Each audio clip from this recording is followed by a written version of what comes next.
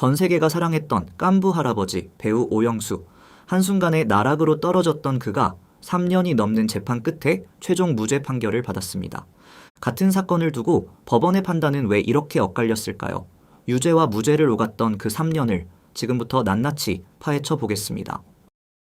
2022년 1월 한국 배우 최초로 미국 골든글로브 트로피를 들어올린 배우 오영수. 전 세계가 그와 깐부를 맺으며 환호했던 그 영광의 순간은 오래가지 못했습니다. 같은 해 11월 그가 강제추행 혐의로 재판에 넘겨졌다는 소식이 전해졌기 때문입니다. 1963년 극단에 입문해 60년 넘는 세월을 무대 위에서 살아온 베테랑 배우. 대중에게는 온화한 스님 혹은 해맑은 깐부 할아버지로 기억되던 그는 이 소식 하나로 평생 쌓아온 명예가 흔들리기 시작합니다. 출연이 예정됐던 영화에서는 분량이 통째로 삭제되고 광고는 줄줄이 중단됐으며 방송 출연까지 정지됐습니다. 판결이 나오기도 전에 세상은 이미 그에게 주홍 글씨를 새기고 있었습니다. 사건의 발단은 2017년 8월이었습니다. 연극 리어왕 지방 공연을 위해 머물던 중 오영수 씨는 산책로에서 후배 단원 A씨에게 안아보자는 말을 건네며 끌어안았습니다.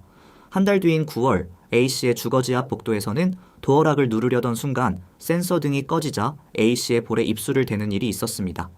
A씨가 실제로 고소장을 낸 것은 사건 발생 4년 뒤인 2021년 말이었습니다.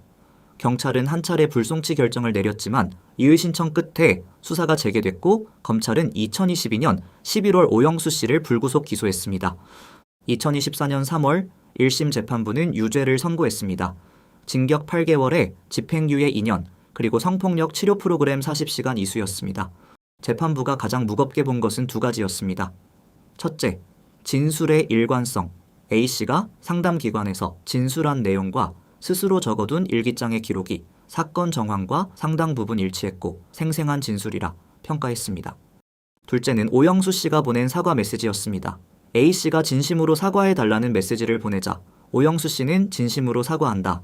아껴주고 보듬어주고 싶은 심정이 지나친 행동으로까지 이어진 것 같다. 1심 재판부는 이 문구를 자신의 행동을 인정하고 책임을 수용하는 태도로 받아들였습니다. 일반적으로 형사사건에서 사과는 이렇게 해석되는 경우가 많습니다. 가해 사실을 부인하던 사람이 갑자기 사과한다는 것은 통상 자기 행동을 스스로도 부적절했다고 인식했다는 정황으로 읽히기 때문입니다.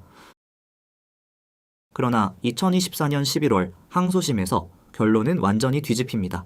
재판부가 가장 깊이 파고든 지점은 1심에서 거의 유일한 핵심 증거였던 그 사과였습니다. 사과를 받았다고 형사고소를 못하는 건 아닙니다. 그런데도 사과하면 없었던 일로 하겠다는 말에 충분한 검토 없이 답장부터 하는 경우가 적지 않습니다. 사과의 문구만으로 범행을 인정한 것이라 단정하기엔 생각보다 위험할 수 있다는 것입니다. 더 결정적인 건 시점이었습니다. 사과가 오간 그 무렵 오영수 씨는 오징어 게임으로 전 세계의 주목을 받고 있었습니다. 일이 외부에 알려지는 것 자체가 치명타였던 상황. 재판부는 이 사과를 죄를 인정한 표시가 아니라 논란이 새어나가는 걸 막기 위한 대응으로 읽었습니다. 여기에 의심을 더한 정황들도 있었습니다. 사건 이후에도 A씨는 오영수 씨에게 감사와 안부 메시지를 보냈고 정작 사건 당시 상황을 적은 일기는 남아있지 않았습니다. 재판부는 이 지점에서 피해자 진술의 신빙성 자체에 의문을 던졌습니다. 다른 쟁점들도 마찬가지였습니다. 포옹은 그 강도가 예의상 포옹과 얼마나 달랐는지 명확하지 않았고 입맞춤 역시 했는지 시도했는지가 불분명했습니다. 5년이나 지나서 신고가 이루어진 이유에 대한 설명도 충분치 않았습니다. 결국 재판부는 의심이 들 때는 피고인의 이익에 따라야 한다. 검찰은 곧바로 법리 오해를 이유로 상고했습니다. 대법원 3부는 검사의 상고 이유가 적법한 요건을 갖추지 못했다고 보고 본안에 대한 별도 판단 없이 상고를 기각했습니다. 기소된 지 3년 7개월, 사건 발생으로부터는 9년에 가까운 시간이 지난 뒤였습니다. 이 사건은 결국 두 가지 가치의 충돌이었습니다.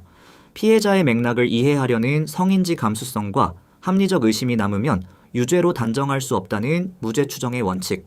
1심은 진술과 사과의 일관성에 2심과 대법원은 그 진술과 사과가 정말 의심의 여지 없이 확실한가에 무게를 두었습니다. 법원이 끝내 선택한 것은 후자였습니다. 의심스러울 때는 피고인의 이익으로 라는 형사법의 오래된 원칙이 흔들리지 않았던 것입니다. 피해자 측은 성폭력 발생 구조와 위계 구조를 굳건히 하는데 일조하는 부끄러운 선고라며 강하게 반발했습니다. 오영수 씨는 1심 최후 진술에서 이렇게 말했습니다. 인생의 마무리가 이런 상황이 되고 삶 전체가 무너지는 것 같다. 58년 넘게 무대를 지켜온 배우에게 이 시간은 분명 가혹했을 것입니다. 법은 마침내 그가 유죄가 아니라고 확정했습니다. 그러나 무죄 판결이 나왔다고 해서 한번 무너진 평판과 끊어진 작품들이 그대로 돌아오는 것은 아닙니다. 무고죄가 성립하려면 고의성이 명백히 입증돼야 하는 만큼 법조계에서는 그가 보상을 요구하기도 쉽지 않을 것이라 내다봅니다. 대중의 인식 역시 그렇습니다. 자극적인 고소 소식은 순식간에 퍼지지만 차가운 법정의 무죄 판결에는 그만큼의 관심이 따라오지 않는 경우가 많습니다. 한번 나락으로 떨어진 평판이 다시 회복되기까지는 안타깝게도 훨씬 더 오랜 시간이 필요합니다. 오영수 씨는 평생 연극을 자신의 삶의 목적이자 의미라고 말해왔습니다. 사건과 혐의에만 쏠린 시선 속에서 그가 60년 가까이 쌓아온 연기와 인생의 가치는 충분히 조명되지 못했는지도 모릅니다. 이번 판결은 한 원로 배우가 치러야 했던 가혹한 시간을 우리에게 남겼습니다. 동시에 증거재판주의와 무죄 추정의 원칙이 여전히 살아있음을, 그리고 그 원칙이 무너질 때 누구든 억울한 희생자가 될 수 있다는 사실을 일깨워줍니다. 다만 그것이 이 사건의 끝이 아니라는 것도 우리는 함께 기억해야 합니다. 화려한 수식어도 주홍 글씨도 모두 내려놓은 채 이제는 60년 연기 내공을 품은 진짜 배우 오영수의 모습으로 그가 다시 무대에 설 수 있기를. 그의 연극은 아직 끝나지 않았습니다.